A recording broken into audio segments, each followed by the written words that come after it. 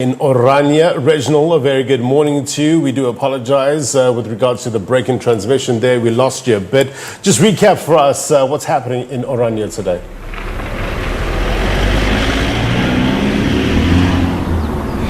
Welcome back to Orania, and yes, unfortunately we don't always have full control over technology, but earlier on I spoke to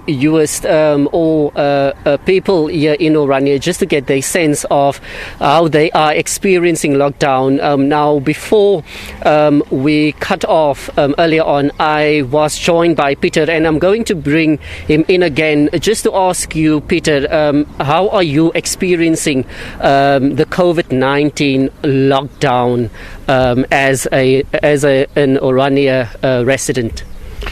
Thanks, Reginald. The first thing a community need to take into account during global crisis or bigger crises is self-responsibility.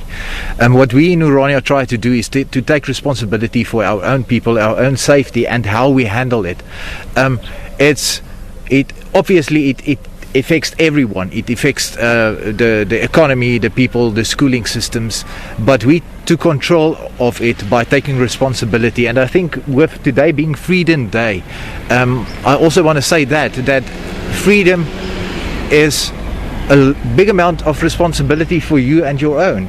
If you don't take responsibility for your own people, then you cannot be a free people. That's Orania's biggest struggle. That's what we are aiming for as well, as a community, to be free, and it takes responsibility. For example, we implemented a lot of the lockdown measures even before lockdown was in place. We quarantined the old age home, delivering food baskets to them with biohazard control and so forth. So we are really taking it quite seriously, but we have been through crises in our history as Afrikaner people as well. And as I said earlier, boer maak 'n plan, and that's what we really try to do. We're trying to make a plan, and it's based on basically a few principles. And the first thing is faith in God. The Almighty will carry us through this. The second is the responsibility of our people to take control of our own future. And the last part is to really care for one another and to stay in contact with people, especially the people that are alone at home. Make sure everyone is safe, make sure everyone has food, and that's it. Orania is our responsibility, and in thus we are a free people. Okay, thank you very much. I'm going to bring in another resident, and he also goes by the name of Peter. Peter, your experience during this lockdown, businesses being closed, only essential shops or businesses operating. Just give us your experience. Yeah, Reginald, I think in a crisis like this, one tends to rethink what one's doing, to see where can one improve, where can you conduct your business in a better way than you used to. And as far as the education system here for Orania is concerned, that was just what we did. We rethink the whole process, what are we doing, and we make use of a platform, the same platform that universities is using to communicate with our learners, not only to share information, but also to make sure that each and every child is involved, is carrying on with his work, so that we can carry on providing education of a very high standard. So we're glad that we have the expertise to could have done that, and we're looking forward. After Corona, they're still alive, and what we're doing now is putting the necessary building blocks in place so that we can carry on not only in Corona but also afterwards.